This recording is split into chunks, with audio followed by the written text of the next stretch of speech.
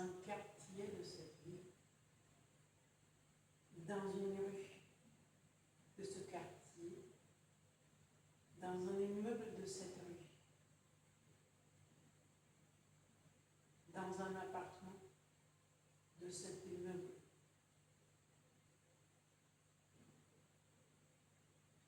Il y a longtemps que n'aurait dû prendre l'habitude de se déplacer librement, sans que cela nous coûte. Mais on ne l'a pas fait. On est resté là où l'on était et les choses sont restées comme elles étaient. On ne s'est pas demandé pourquoi c'était là et pas ailleurs. C'était comme cela et pas autrement. Ensuite, évidemment, il a été trop tard. Les plis étaient pris.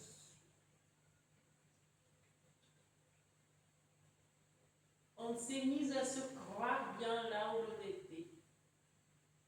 Après tout, on y était aussi bien qu'en face. On a du mal à changer, ne serait-ce que ces meubles de place. Déménager, c'est toute une affaire. On reste dans le même quartier, on le regrette si l'on change. Il faut des événements extrêmement graves pour que l'on consente à bouger. Des guerres, des famines, des épidémies. On s'acclimate difficilement. Ceux qui sont arrivés quelques jours avant vous, vous regardent dehors, vous restez dans votre coin, avec ceux de votre coin. Vous évoquez avec nostalgie votre petit village, votre petite rivière, le grand champ de moutarde que l'on découvrait en quittant la route nationale.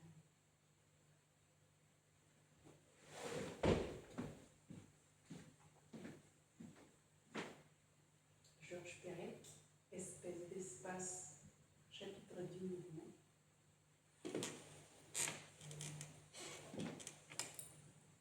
Imagine une petite ville. Une petite ville en Russie. Pas un village. Ni une station d'été remplie d'estivants venus des grandes villes pour les saisons. Non. Des gens vivent ici en permanence. C'est une ville, mais petite. Il y a même une pizzeria.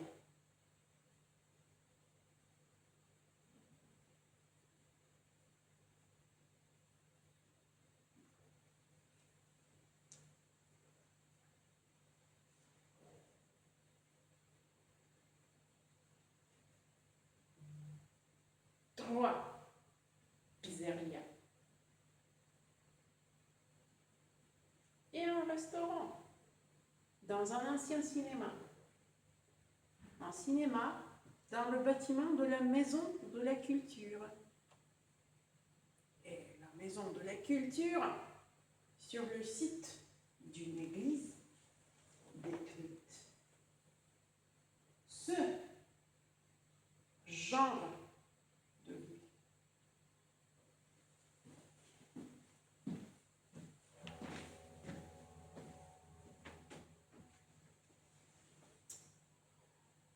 Dans cette ville, il y a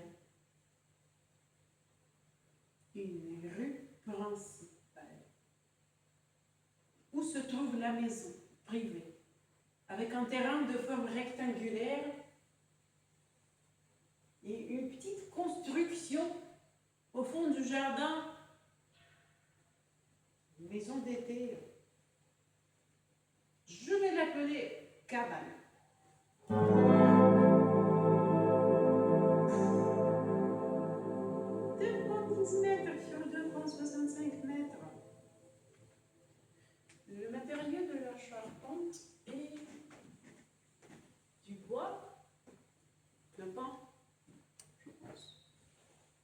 Elle se trouve sur un terrain de 17,8 hectares derrière la maison principale à une trentaine de mètres, dans le jardin, sous des cerisiers, évidemment.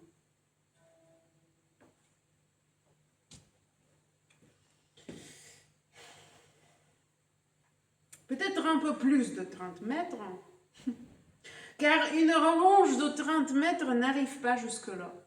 Voilà. Cette cabane a été construite par mon grand-père il y a de nombreuses années. J'ai demandé quand, personne ne sait. J'ai peu de faits sur cet homme. On voit ici quelques-uns. Il est mort avant ma naissance. Il était chauffeur d'une Katyusha. Ensuite, il a travaillé dans une usine de métallurgie.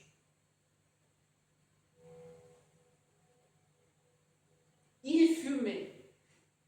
Dans l'appartement que l'usine de métallurgie lui avait attribué, j'ai trouvé une pipe cassée en deux parties. Un bol en forme de tête de lion et un embout. Voilà.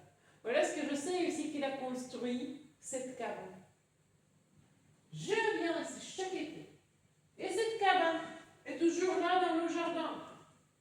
En général, il m'intéresse peu.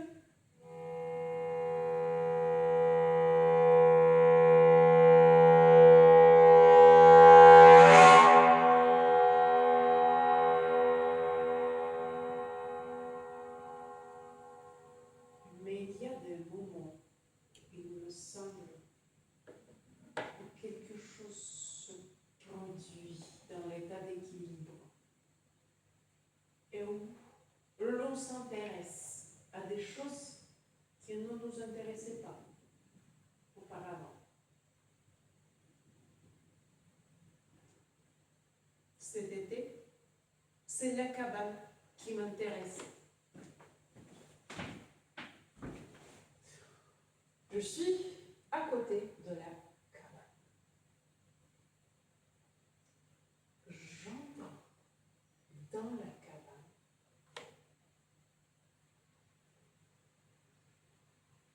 Et je regarde autour de moi. Je regarde autour de moi. Et soudain, je réalise. J'arrive, j'entre, je regarde autour de moi et je me rends compte d'une vérité toute simple. Il faut tout sortir. Je sors le vieux canapé, je sors la commode, je sors des cartons, un banc, des livres, je sors une télé qui ne fonctionne pas, un bidon, un tambour, un pot de chambre, un Nutella. Je sors la sculpture d'un hérison en céramique mesurant 1 mètre, une icône, une petite icône, un calendrier de 1998. J'arrache du mur un manteau de caracules, un manteau en drac, avec un collant de renard, encore quelques manteaux et fourrures. Je sors un énorme ours, un piluche qui porte un gilet tricoté, une pile de disques vinyles, un tapis, des casseroles, un planisphère, une peinture encadrée du tube, un miroir encadré, des cartes à jouer, une bouteille de vin vide, une nappe. Je sors un masque à gaz et d'autres objets.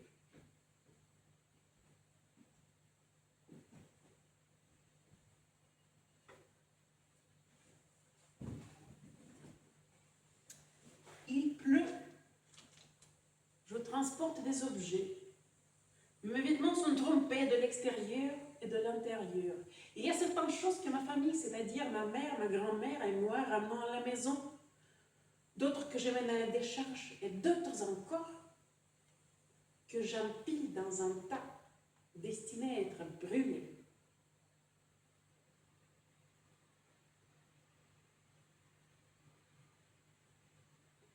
Le canapé brûle.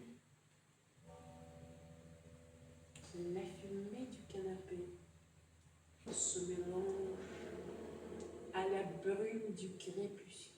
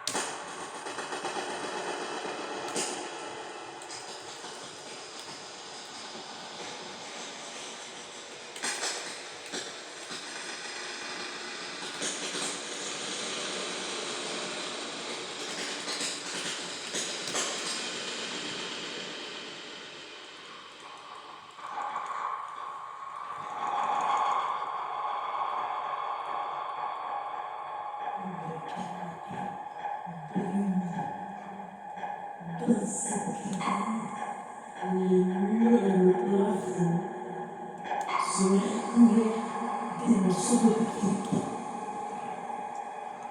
Des morceaux de papier peint multicolores sur le plafond et les murs ayant des sous. Des insectes qui font partie de cette cabane que mon grand-père a construit.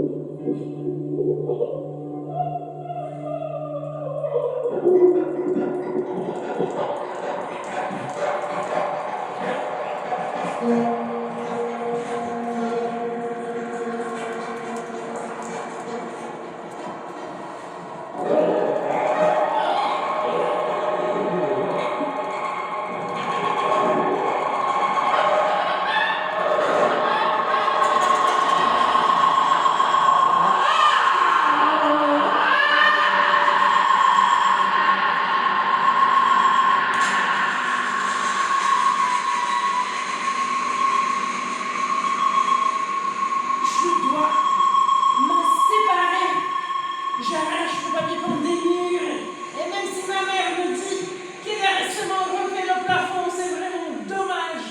J'arrache le papier peint du plafond. Cette activité cérémonieuse remplit mon corps de mouvements, remplit mon mouvement de sens. La structure se dévoile. J'enlève mon t-shirt. Il fait chaud. Sous le papier peint et les insectes, il y a une charpente complètement tordue. Tout tend un peu vers la droite. Et les planches du sol sont pourries. Elles ressortent comme des touches de piano à différentes hauteurs.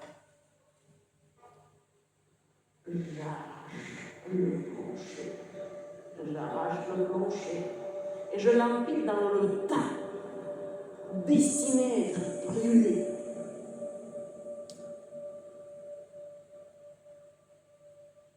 Une fois que tout est sorti de la cabane, je comprends qu'il faut faire quelque chose.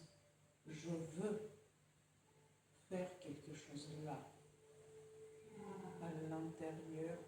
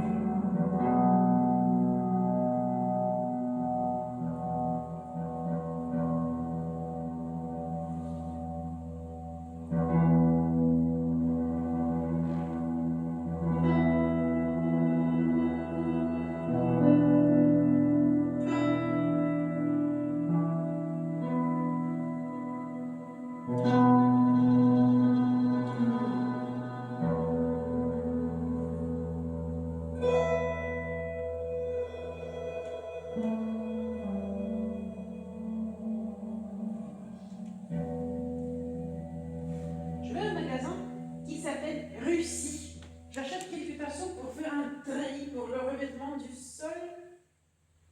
Parmi les outils utiles, j'ai aussi un ciseau à bois de mon grand-père, un mètre ruban, peut-être quelque chose d'autre.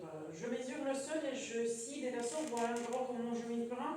J'installe deux tabourets et je pose mon tasseau dessus. Je mesure la distance, je trace une ligne, je tourne. Je mesure la distance, je trace une ligne. Ainsi de suite pour chaque tasseau. Je scie en suivant les lignes, je mets de côté et je continue de mesurer. Je trace une ligne, tourne, mesure, trace une ligne, tourne. Je scie en suivant les lignes, je mets de côté et je continue de mesurer. Je trace une ligne, tourne. Ces mouvements mécaniques sous la chaleur me réjouissent. Je mesure, je trace une ligne, je tourne, je scie, un tabouret tombe sur mon pied, puis je mets le tasseau de côté et je continue. Ensuite, je ponce les tasseaux et je les traite avec de l'huile moteur. Il faut traiter le bois avec quelque chose. Et moi, j'utilise de l'huile moteur parce qu'elle est là, prête à être utilisée, parce que j'ai des tasseaux et de l'huile moteur.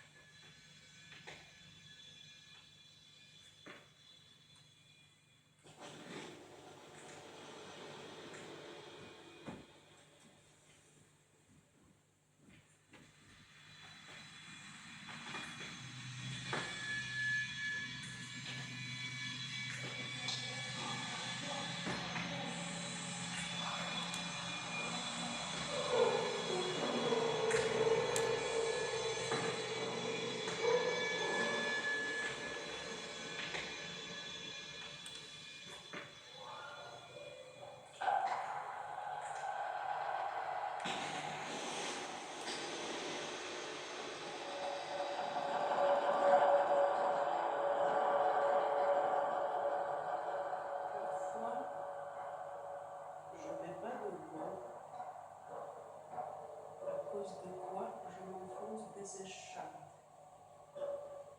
Je regarde mes paumes nues avec des petites particules de bois ou de pain.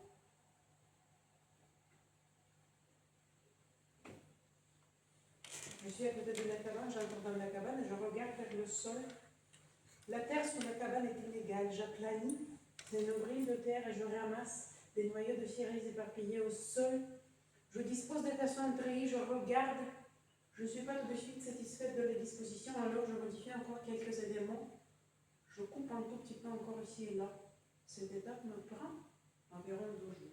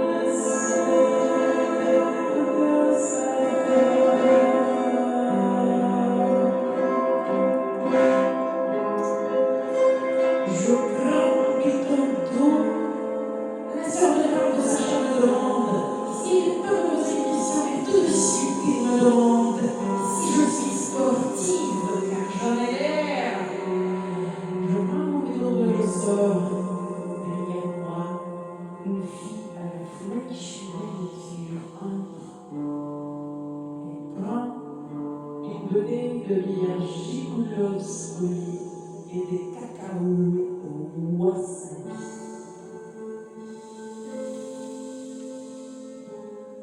Il fait chaud.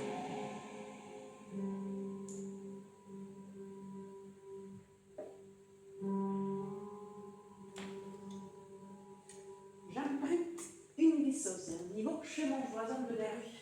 Je marche avec la visseuse et le niveau dans la rue. J'achète des vis à bois. J'entre dans la cabane et j'essaie d'assembler les façons les vis. Finalement, je prends les clous à morceau et je cloue les façons ensemble. Et puis j'accepte tout simplement que parfois, les clous et le morceau sont meilleurs que les vis et la visseuse.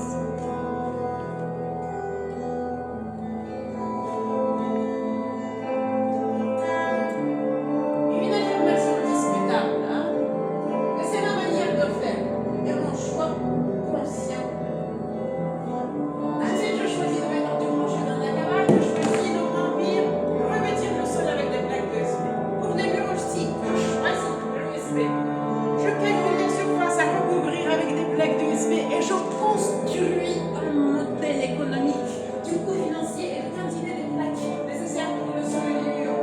Je m'adapte à ce modèle pendant quelques jours juste en finissant le treillis et je renonce délibérément à l'isolation thermique.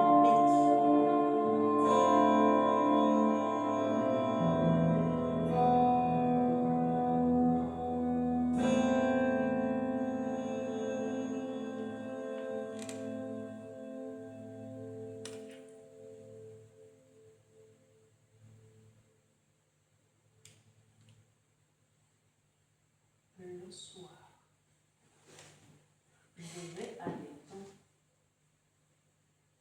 et je plonge ma tête la première dans l'eau fraîche.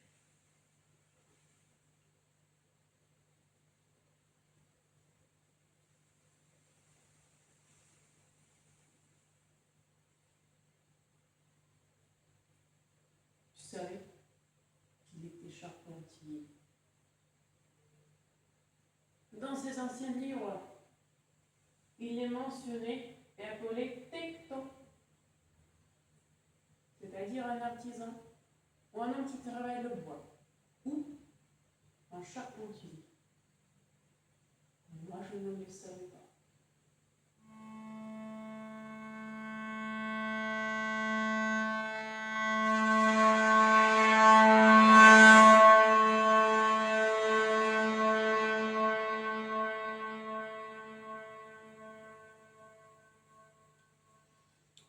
Je vais au marché dominical dans la petite ville. Au marché dominical, on vend presque de tout. Des légumes, des fruits, des charcuteries, des produits laitiers, des produits de boulangerie, des vêtements, des sous-vêtements, des chaussures turques, des lapins, des poules, des dindes, des chiots, des chatons, et ainsi de suite. Mais on n'y vend pas de plaques d'USB. Alors, je vais au magasin qui s'appelle Russie. J'achète des plaques d'USB et je pars avec un conducteur d'une camionnette gazée qui transporte mes plaques jusqu'à la maison. Je porte des gants. Nous déchargeons les 8 plaques sous un abri. Je dis merci. Pendant une seconde, je me dis c'est maintenant à moi de porter toutes ces plaques jusqu'à la cabane. Et oui, c'est bien ça. Je porte la première plaque jusqu'à la cabane. Elle pèse environ 18 kg. Elle mesure 122 cm sur 244 cm. C'est assez lourd et peu pratique. Je gueule. Je pose la première plaque sur des tabourets tout soleil. Très inconfortable. La plaque rafle le dessus de mon pied. Je gueule encore. Les raflures faites par le bord de la plaque de USB saignent. Je la regarde. Ainsi que mes sandales. basket, ce serait différent.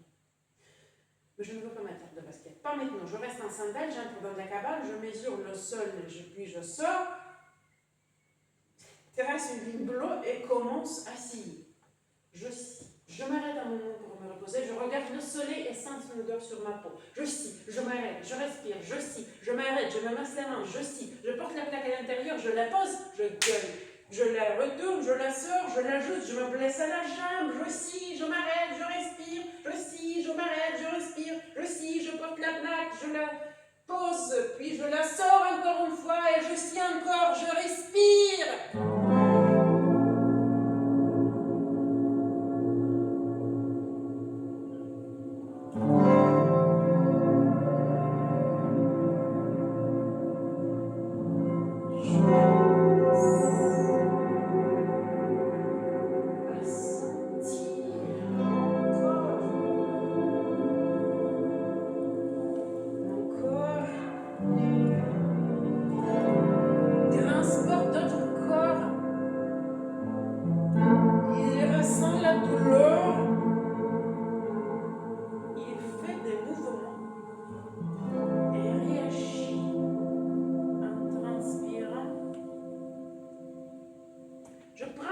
Dont j'ai besoin et la pose encore une fois dans la cabane et elle se pose mal encore une fois car le sol n'est pas exactement un rectangle et je ne comprends pas très bien comment on retire le sol qui n'est pas un rectangle. Ingénieure, ça va. Ça ne fait qu'allonger le temps de travail. Je suis satisfaite lorsque la première plaque se pose correctement selon la géométrie du sol. Le soir, il fait un peu plus frais que dans la journée. Le lendemain, je reviens pour poser le sol. J'installe à nouveau des tabourets. Je pose une plaque d'USB sur eux. Je scie, je m'arrête, je respire. Le soleil brille à nouveau.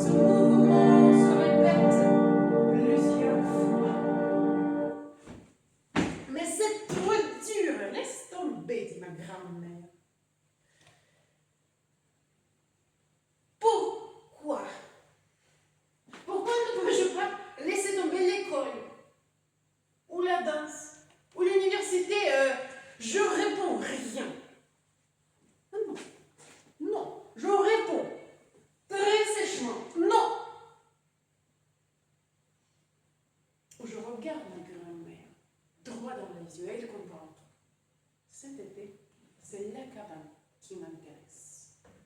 Et je recommence assis.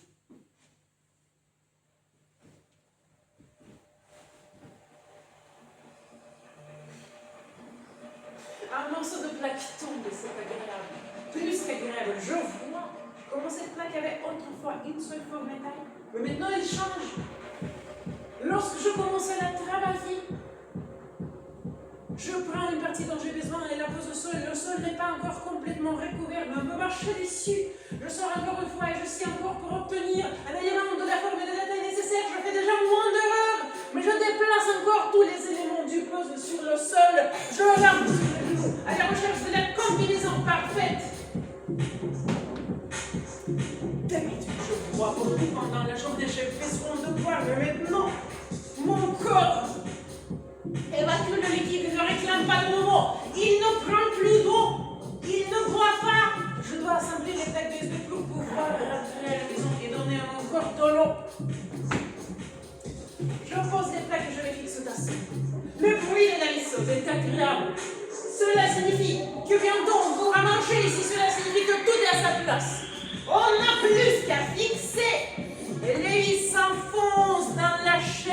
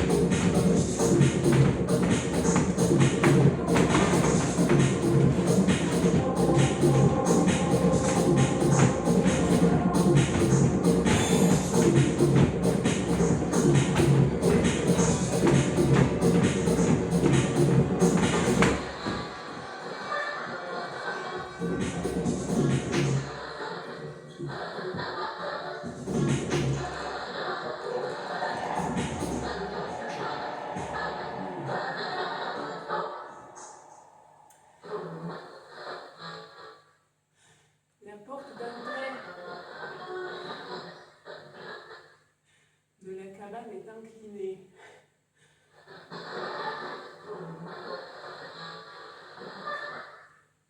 Les charnières sont rouillées. Il ferme à peine. Alors,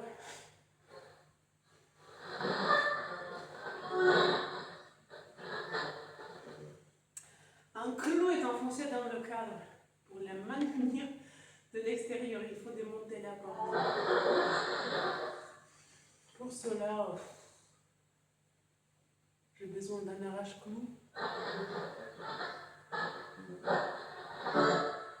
Ou quelque chose comme ça. Je pense. Je ne sais vraiment pas comment enlever une porte. Notre Sacha se dirige vers le magasin en face.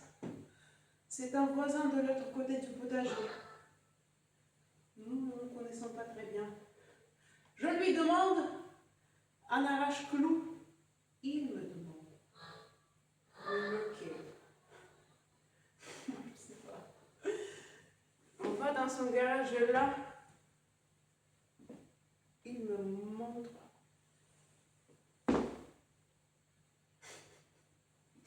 environ 5 arrache-clous. Il me dit pas de problème.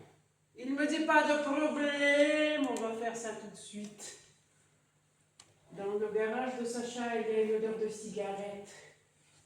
Sacha à la retraite, il raconte qu'il n'a rien à faire, alors il va au magasin pour acheter de la bière, parfois du vin. Sacha n'a aucun complexe à ce sujet. Sacha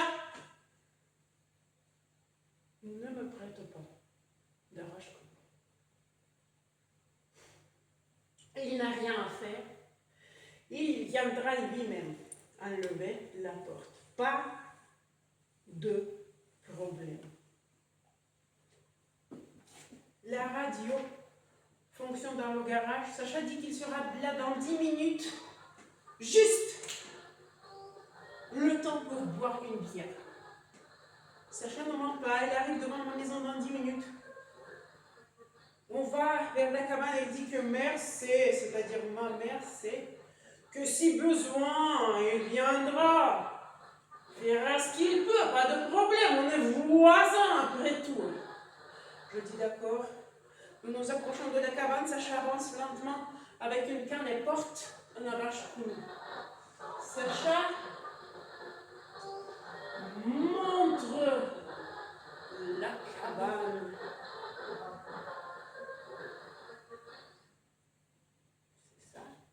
Oui. Il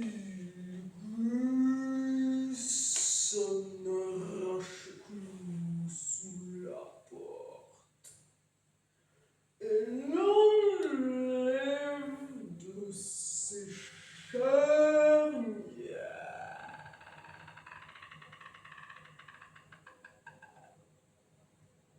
Pas de problème.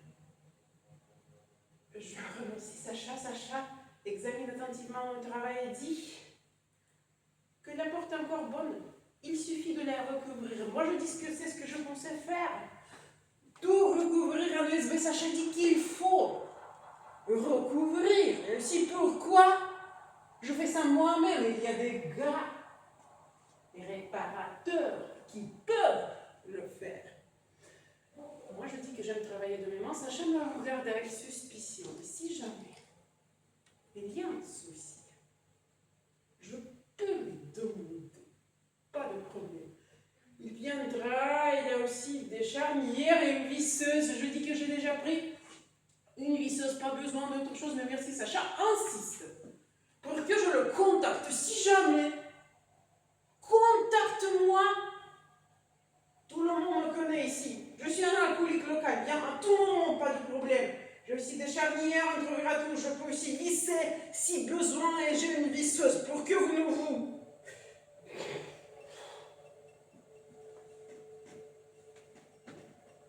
Déjà, il y a gris, Sacha ajoute qu'il connaît connais des gens qui peuvent aussi aider si besoin est vraiment. Pas de problème. Sacha se dirige en boitant vers sa grille. Toute sa femme se tient, en s'appuyant sur les côtés.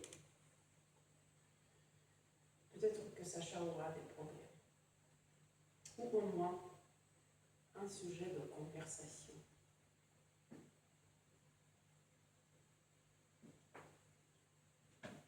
Je suis à nouveau dans le jardin. Sur la porte appuyée contre la cabane, il y a une limace. Je pose la porte sur le sol, laissant la limace poursuivre son chemin. Je mesure la hauteur et la largeur de la porte et je découpe un élément de forme identique dans une plaque de SV. Je recouvre la porte. J'essaie d'enlever des anciennes charnières et de mettre des nouvelles pour que la porte soit relativement droite. J'approche la porte de l'ouverture, je la tiens, je l'essaye, je la pose au sol, je dévisse les charnières, visse les charnières. J'approche la porte de l'ouverture, je la tiens, je l'essaye, je la pose au sol, je dévisse les charnières, visse les charnières. Reste jusque soir. Je remets la porte. La porte est un tout petit peu plus droite qu'avant et maintenant elle se ferme.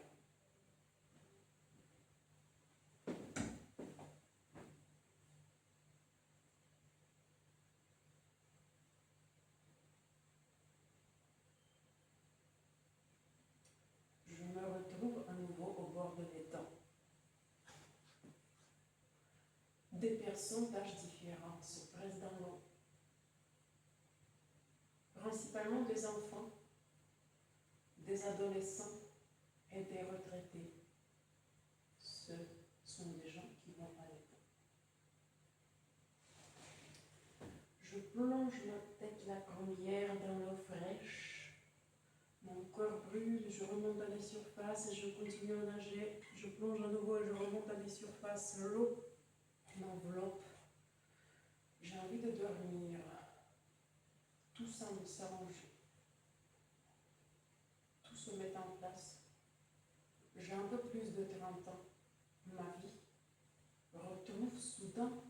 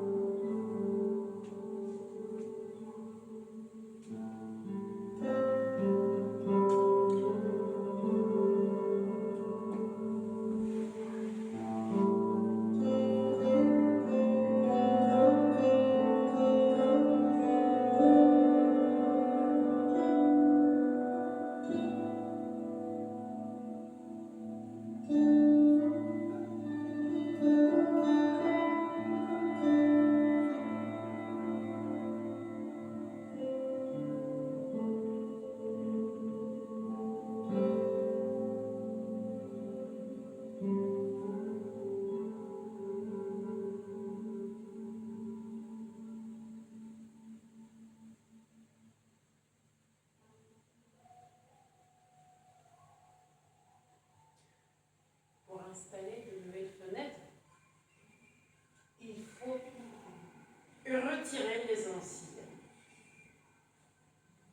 Trouver des cadres quelque part et y en tirer les vitres, récupérer les décharges. Je consacre environ une semaine à cette tâche, mais je n'ai pas de nouveaux cadres et je n'ai pas non plus de grandes vitres. Je décide donc de rebâtir une partie du mur à la place de la plus grande fenêtre. C'est qui offre une vue insignifiante sur des broussailles et des barils. Je sors de la grange de vieilles planches, je les mesure et je les coupe pour obtenir la hauteur et la longueur nécessaires. Je cloue les planches ensemble et ça ressemble à un radeau qui flotte verticalement.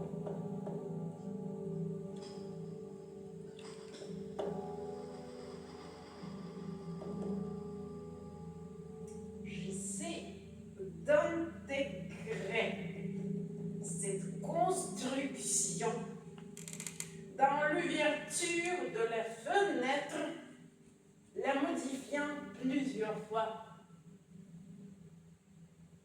C'est la seule chose de ma vie que j'ai refait autant de fois. Chaque fois que je suis presque sur le pan de l'achever, je reviens le matin, je regarde et je recommence tout. Je modifie la structure, le positionnement des planches, j'enlève les clous enfoncés, je renforce le cadre à l'endroit où ce radeau vertical sera intégré.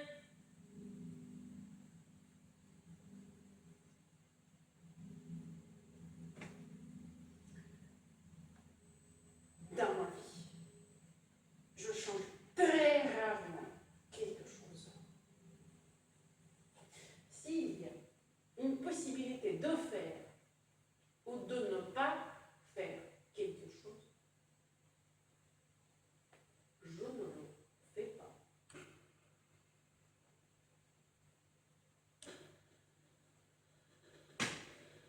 Il s'est avéré que le plus difficile était d'encastrer la fenêtre. À un moment donné, je réussis où je gère mon désir de perfection concernant la position des planches et je m'aperçois qu'il faut quand même remplir toutes les fissures avec quelque chose sans rien acheter de spécial.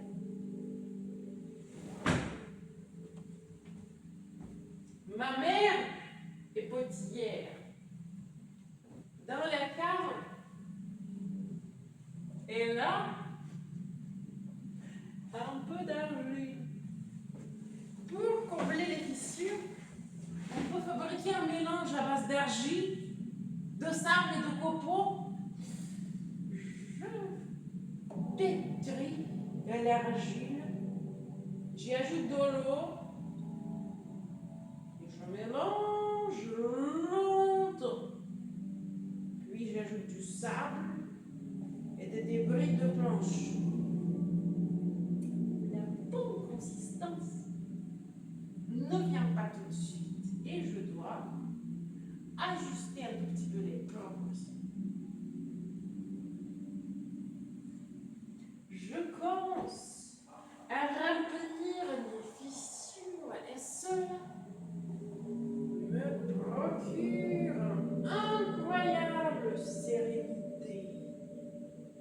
Je travaille de mes mains sont couvertes d'argile, de sable et de copeaux. Le mélange tombe par terre, je le ramasse et je continue à remplir, espérant que les fissures ne se termineront jamais.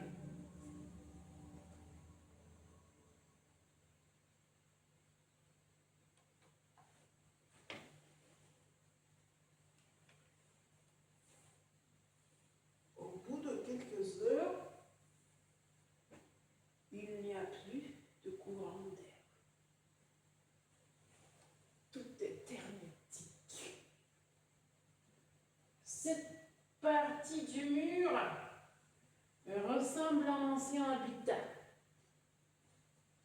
Bientôt, je la fermerai avec une plaque de USB, mais pour l'instant, je médite sur ce morceau de mur.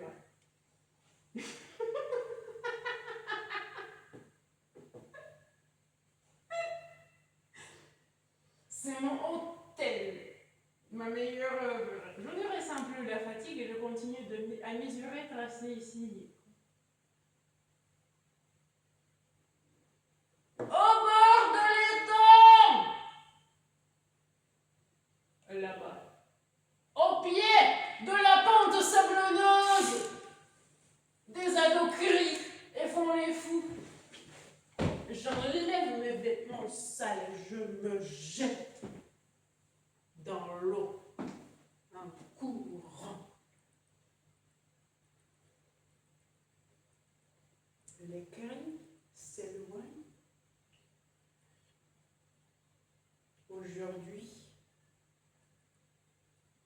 c'est la première fois que les cris des gens ne méritent pas. Je sens que ce corps est absolument le mien.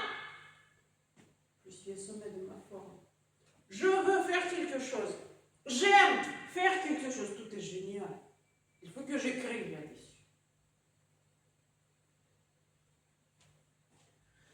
Le matin, je ressens une légère gueule de bois.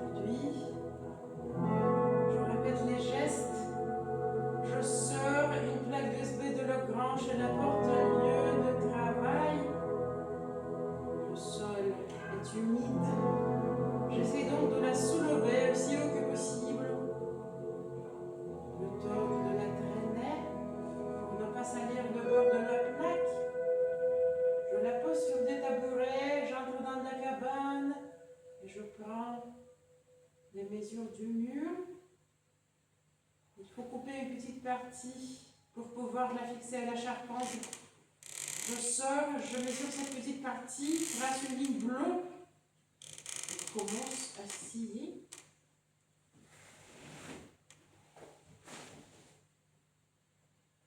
Comme d'habitude. J'apporte un morceau presque intact de la plaque dans la cabane et la pose et la place contre la charpente, découpant les petites parties sur place avec une ligne, ponçant les côtés Quand on est d'accord avec la texture de la charpente, je mesure la distance entre le bord de la plaque posée horizontalement et les poutres du toit. Je prends une nouvelle plaque, la repose, la prépare pour le travail, la trace. Et s'il faut scier déjà de deux côtés, je découpe des plaques de manière à laisser les ouvertures des fenêtres dégagées. Tous les mouvements se répètent. Deuxième, troisième, quatrième mur.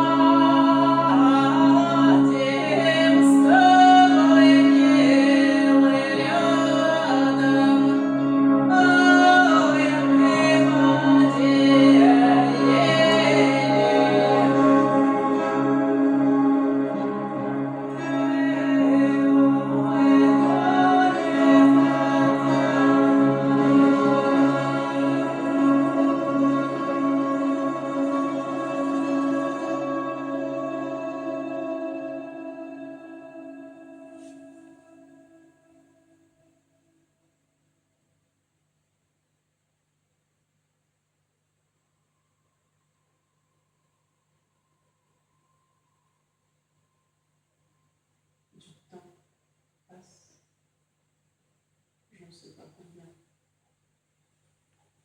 Quand je me lève, je découvre une tique sur mon corps. Je l'extrais et il va enfoncer profondément dans ma chair. Sa chair est la surface de la mienne. Il me reste une petite tache rouge sur ma cuisse. Je vais vers l'eau calme et lisse. Et je me meurs.